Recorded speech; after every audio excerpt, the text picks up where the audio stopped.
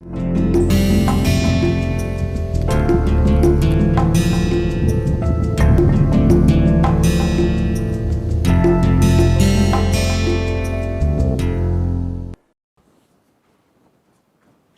the last two lectures, whenever a course ends, people get happy. I used to get happy too. It seems as if some sort of brick is getting out of your head. But those who are just seeing the course just for seeing it, and even for preparing the exam for the exams, need not worry. It's not a brick in the head, but it's some sort of a,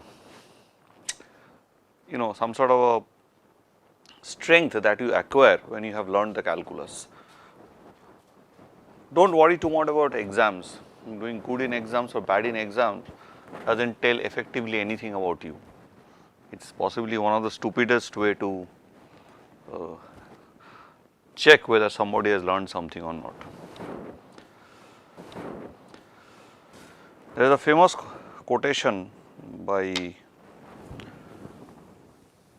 James Watson, one of the inventors of the structure of the DNA along with Watson and Crick, that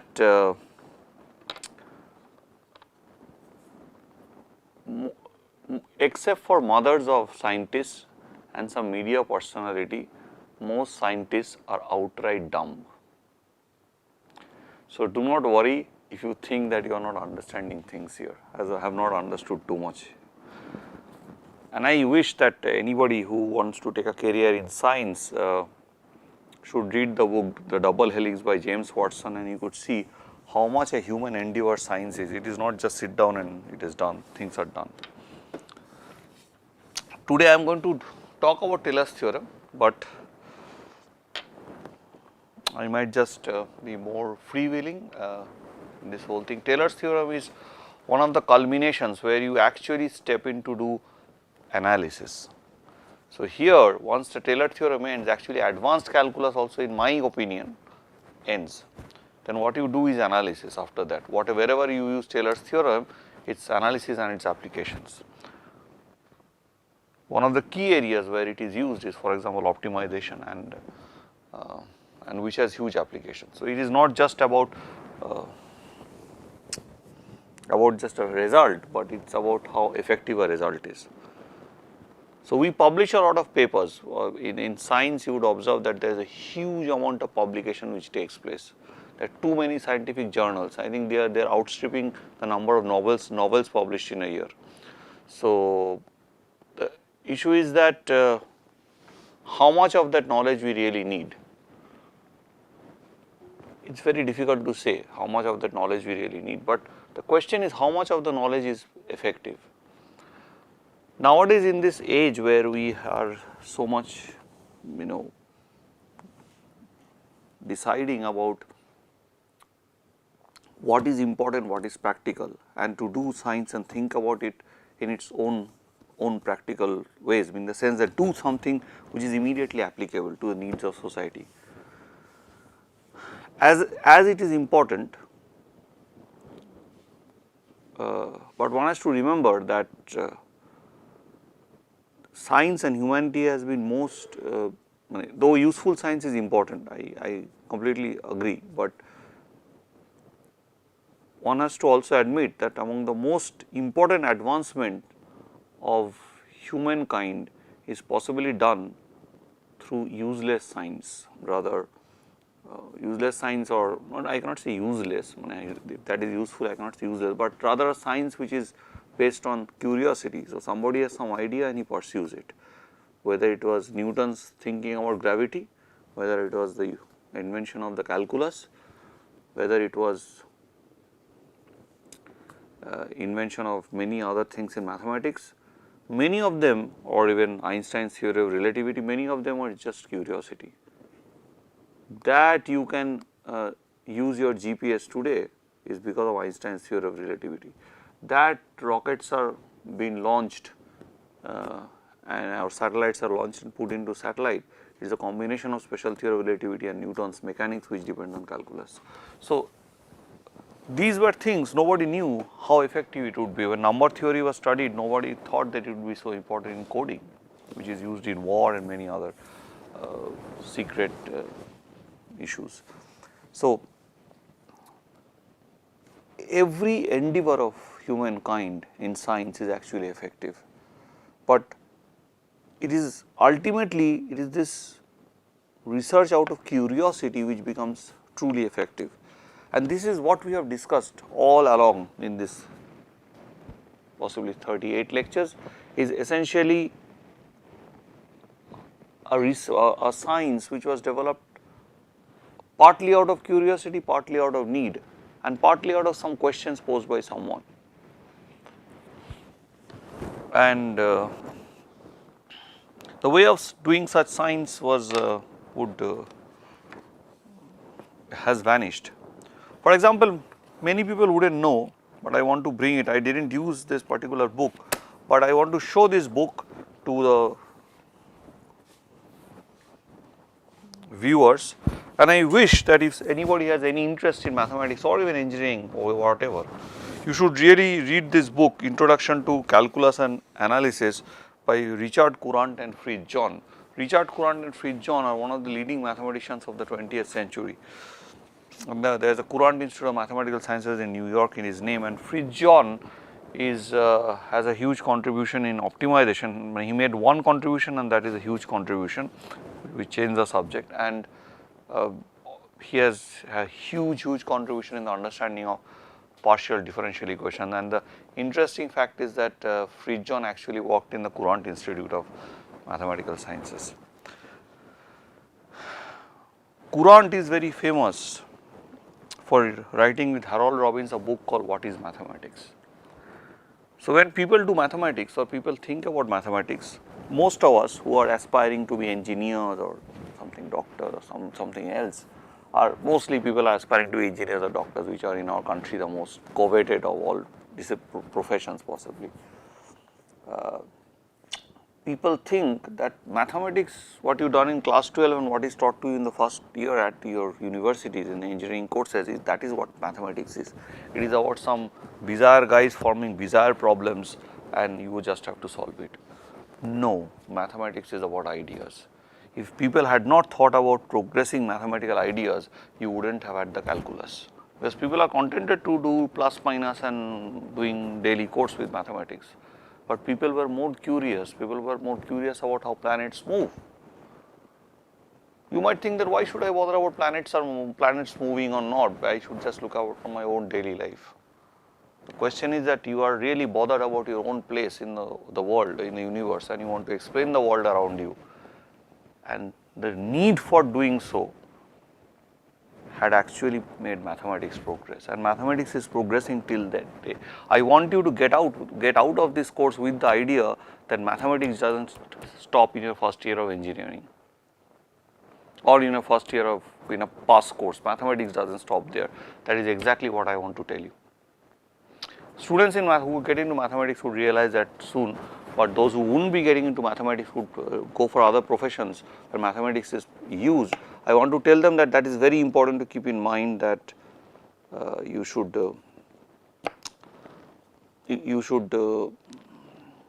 really go with the idea. You should never go with the idea that mathematics finishes with your first year courses. So that would be a big mistake and a big dishonor you would make to yourself, not only to mathematics. So now I will start with the idea which I had told I will tell you when I teach you sequences, but I forgot to tell you when I was teaching you sequences. So I remembered while coming here that I need to tell you. You remember that we had this important result that if I have a continuous function, if this is a function AB to R and f is continuous, then f is bounded.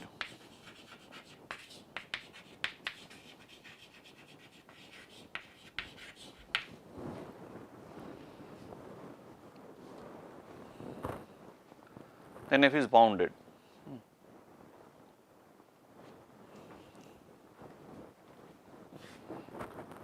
And the bound is attained. That is, there is f is bounded above and below, then there is a x such that f of x is the minimum value, there is a y such that f of y is the maximum value. And the bounds are attained. So you know this result. We have proved up to this part that it is bounded, but the bounds are attained is not proved. was not proved, and I left it to discuss when I would talk about sequences. So what is bounded? So the range of f, which is the set of all fx x element of AB, this is bounded. This set is a bounded set. So this is a bounded set of real numbers, and this bounded set of real numbers has a upper bound and a lower bound, and hence it would have a supremum. So let us write supremum of fx equal to alpha.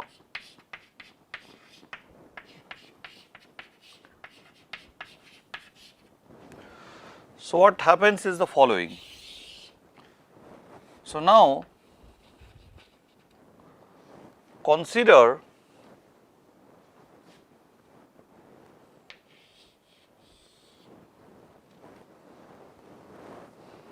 see how much mathematics is involved here in a very little thing. So consider this to be alpha. So now take any epsilon 1. So take epsilon 1 greater than 0. So take alpha minus epsilon 1. But alpha minus epsilon 1 is greater than 0. So alpha minus epsilon 1 cannot be the supremum. So there is an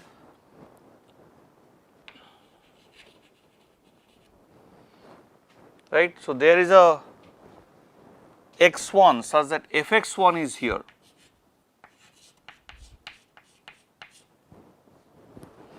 So there is a x1. So there is a x1 in this such that fx1 is here. Similarly, if you take alpha minus epsilon by 2, right, where epsilon by 2 is less than epsilon by 1, and you are decreasing epsilon, so you are moving towards alpha. So you have some x2 such that fx2 is strictly bigger than alpha minus epsilon by 2. This is the definition of supremum, that is all. So what you generate? You generate a sequence x1, x2, xn, and you see, as I make epsilon value smaller and smaller, I keep on having points fx1, fx2, fx3 near the value alpha. So I generate a sequence fx1, fx2, fxn, and this sequence fxn actually goes to in alpha as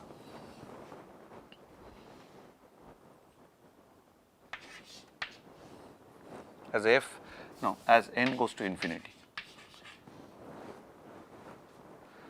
Now at a very important thing to note, what about these sets x1, x2, xn? So these x1, x2, xn all are lying between a and b.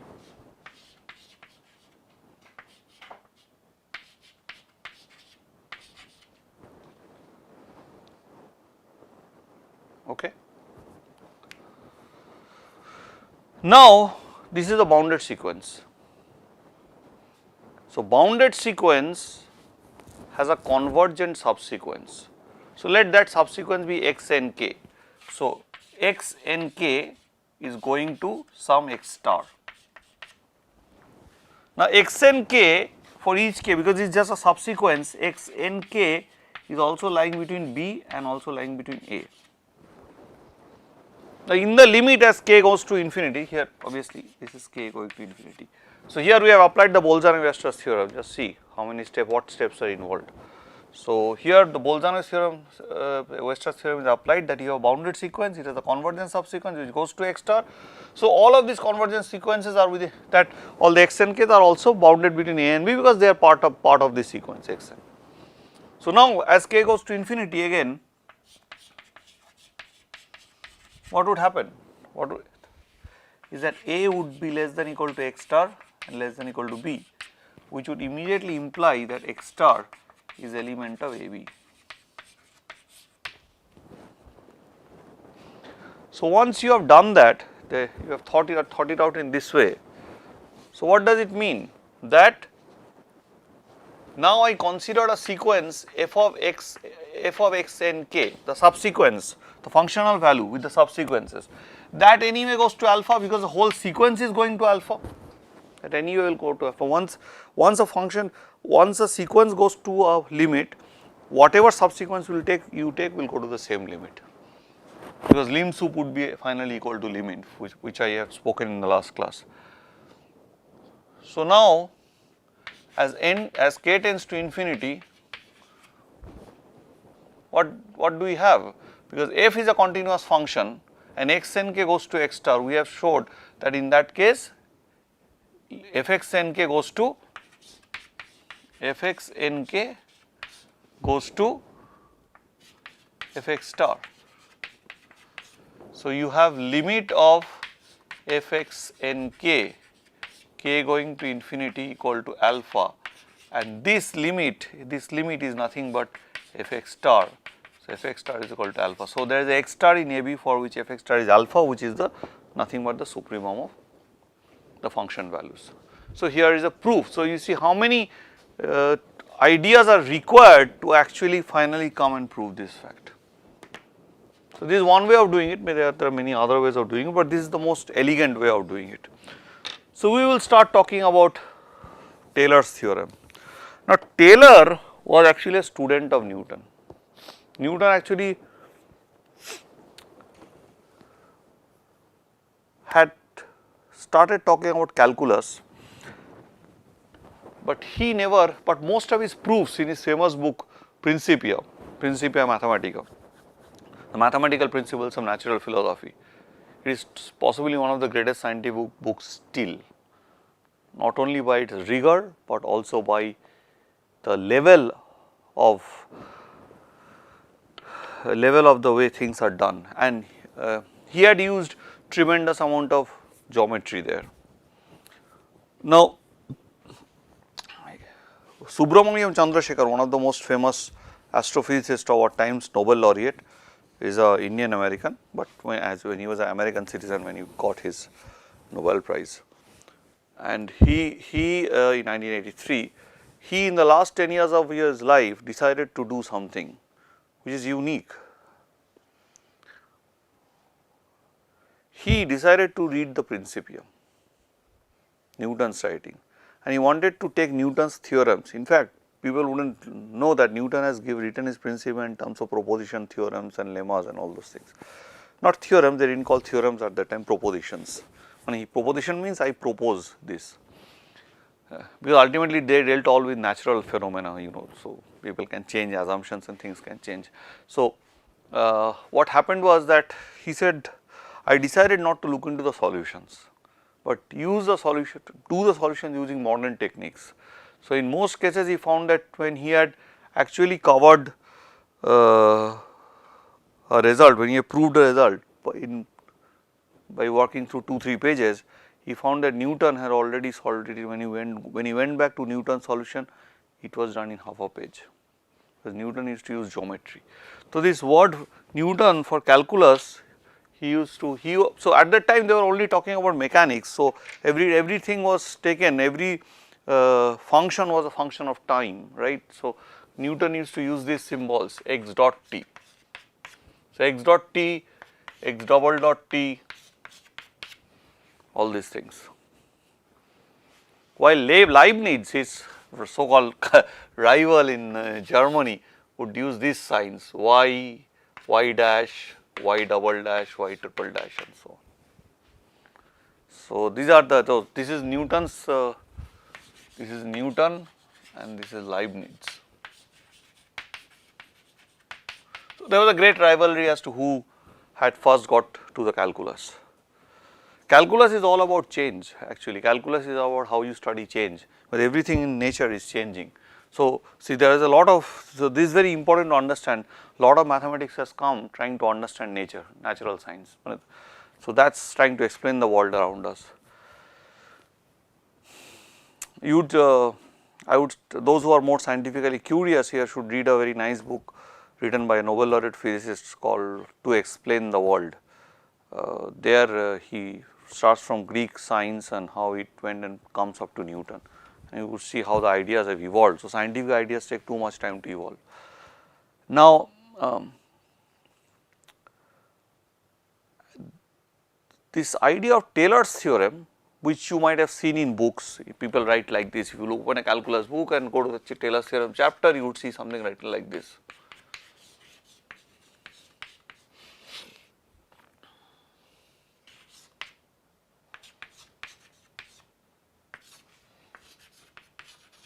Derivative f dash n x minus a plus.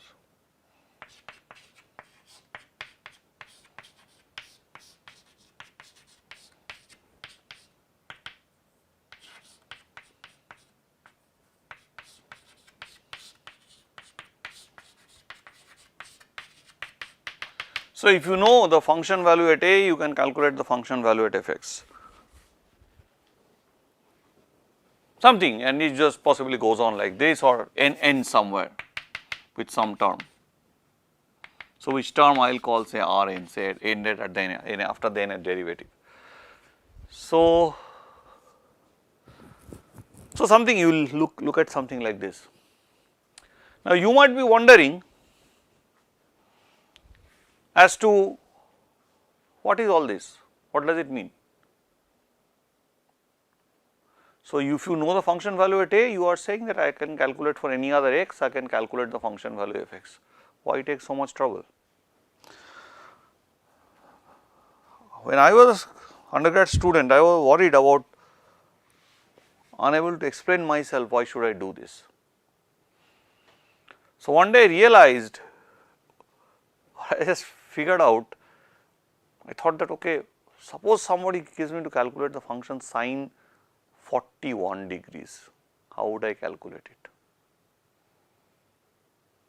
I know sine 30 degree, I know sine 45 degree, but I do not know what is sine 41 degree. Then I realized that the interesting part of the Taylor's theorem is that for these sort of functions, where calculating function values are not always easy for every x, you convert that calculation, for example, for trigonometric function or transcendental functions like e to the power x and all, or logarithmic functions, you convert the calculating a function value at a given point. Once a particular simple reference point the function value is known, you can convert the calculating the function value at any point into the simple basic arithmetic operations: multiplication, division, addition, subtraction, 4 basic operations.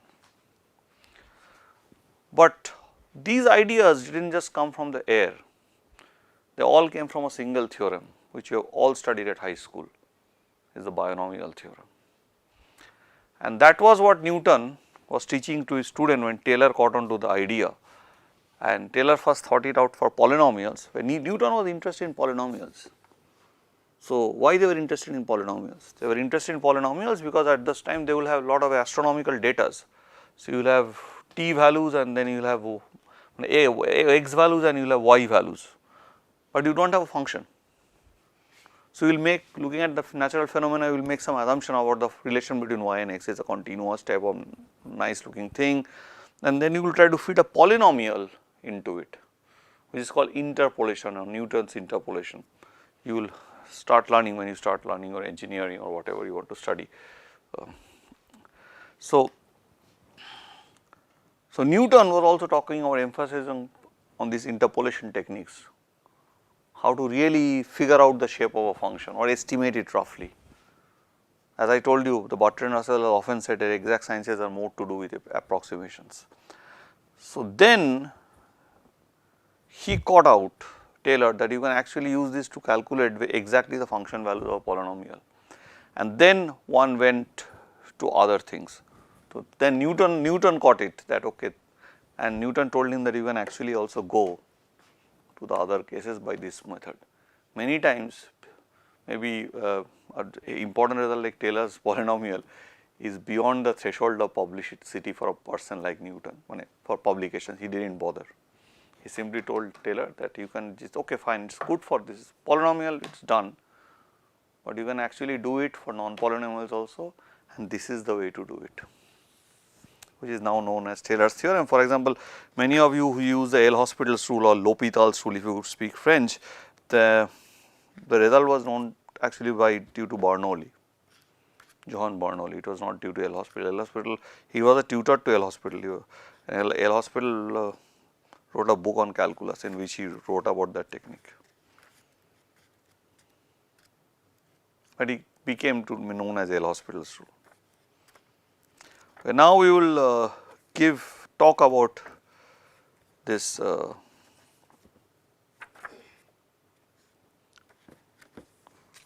story of Taylor's expansion from the book of Courant and John. Why I talk about Courant and John and why I tell you to read it from here. I am not marketing Courant and John, right? Both Courant and John are not alive. The idea is that they are so historically rich and you know why such things were developed. There are always reasons why things are developed, because just after this he talks about numerical solutions of equations, he talks about interpolation just after Taylor's theorem, because that is exactly the reason why all these things were developed. Because this is something you know in your school, high school, and I was also taught when I was in high school. In Calcutta there was a small book called Dash and Mukherjee's calculus, and we used to take a great pride in able to solve the integrals there. So, this is if I am not wrong, I have my TS sitting here, so I can just, it is always good to speak to people when you lecture, they can correct me if I am wrong.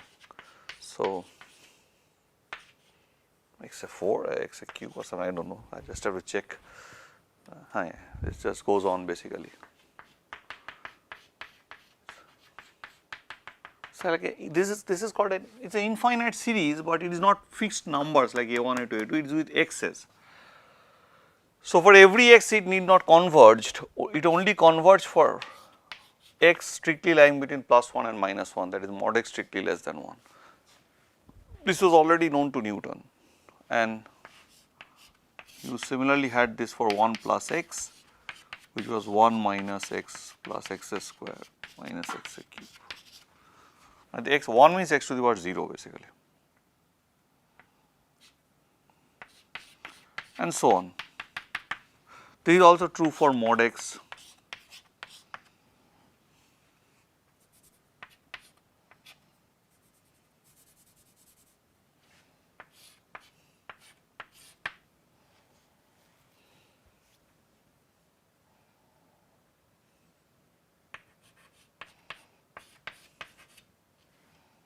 So, if n is odd, it is -1, +1, then -1, then n is sorry, n is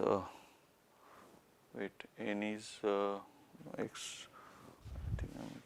I am making a mistake, something like that. I forgot it. Basically, when n is odd, you will have minus. When n is even, you will have plus. So you can -1 to the power n, right? Because when n is even, you will have +1. When n is odd, is +1. So this is.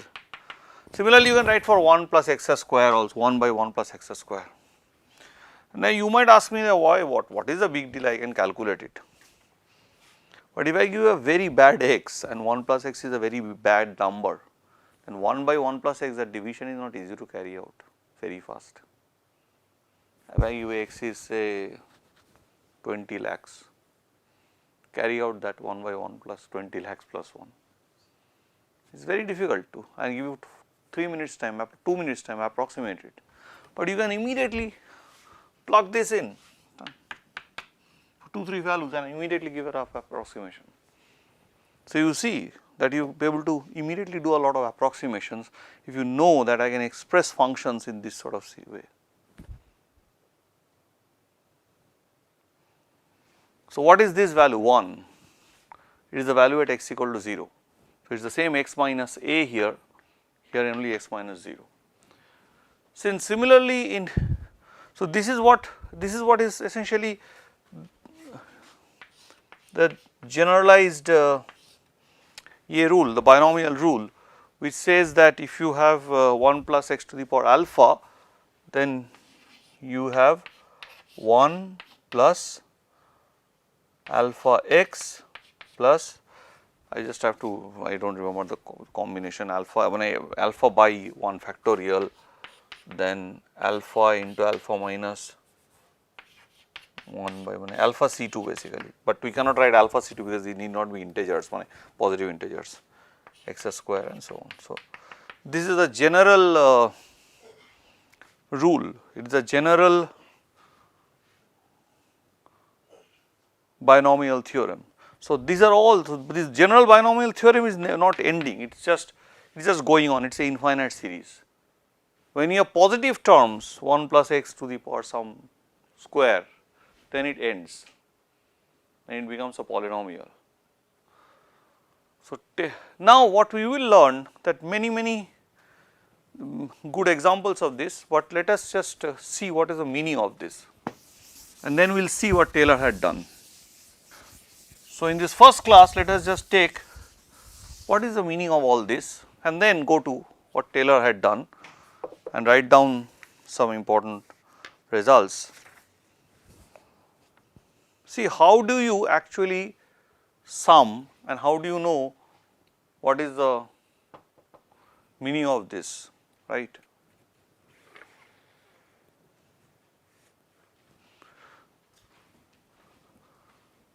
So, basically we are interested now in power series.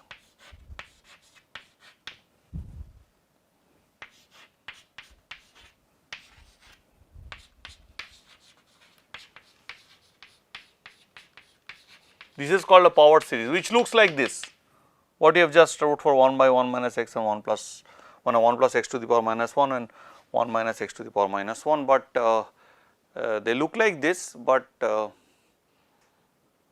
just we are putting in some more coordinates. So, how do you sum such a series? Again you sum it through just your standard way of taking partial sums. So, suppose I write okay, partial sum is this.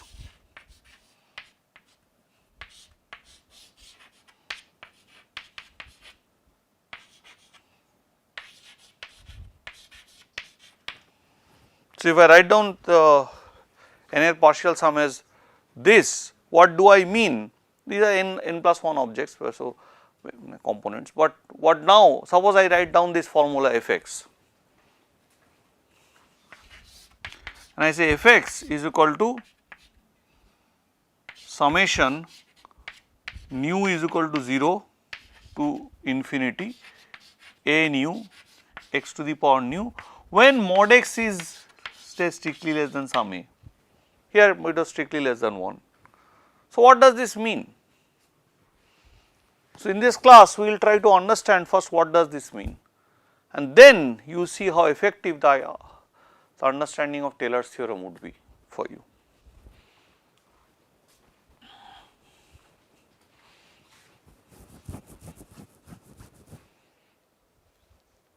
Okay. Now, this is my nth partial sum and this is my limit when x is this. So, what it means that fx is not equal to Sn. So, fx mine is equal to Sn plus some additional term which I call the remainder term.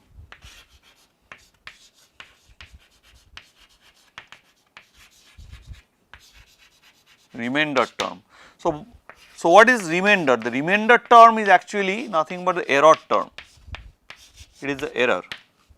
It tells you how much you are left, what is the gap between fx and Sn.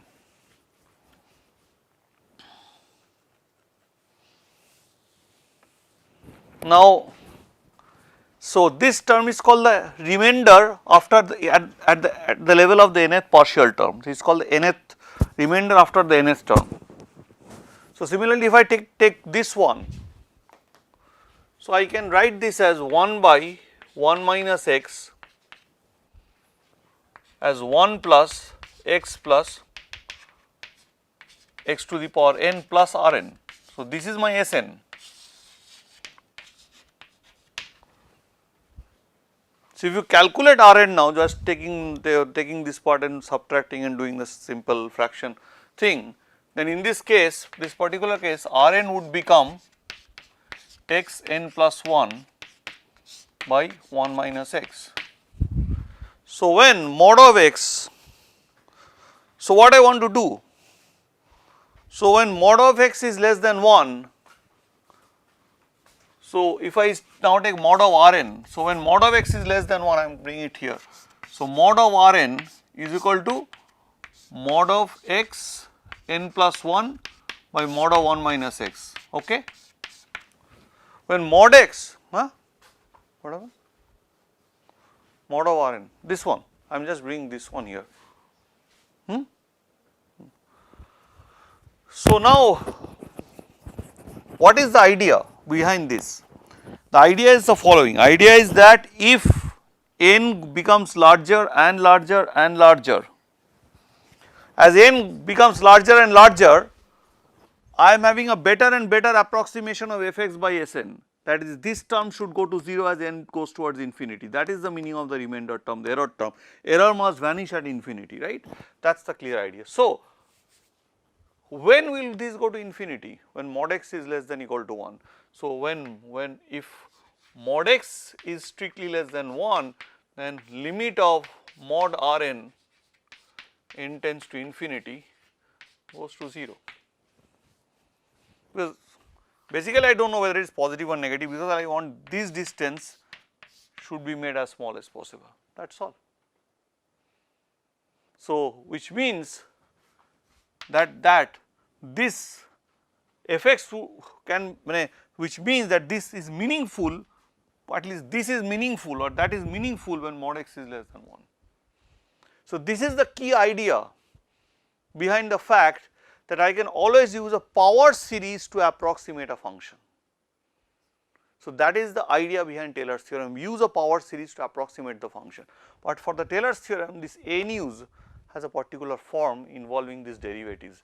These are your ANUs sort of thing, and that is what we are going to discuss right in the next class, which is essentially the last class of the whole syllabus. So, we will come back in few minutes and discuss, rather this is actually 2 classes I am taking in continuation, because that, so this class and the next class one after another, but we will just stop here and then we will discuss after some time, which I should now mark as Taylor's theorem, other issues, and end of the course 2.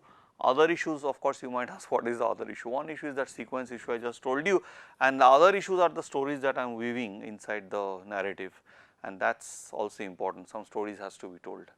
Okay, thank you very much.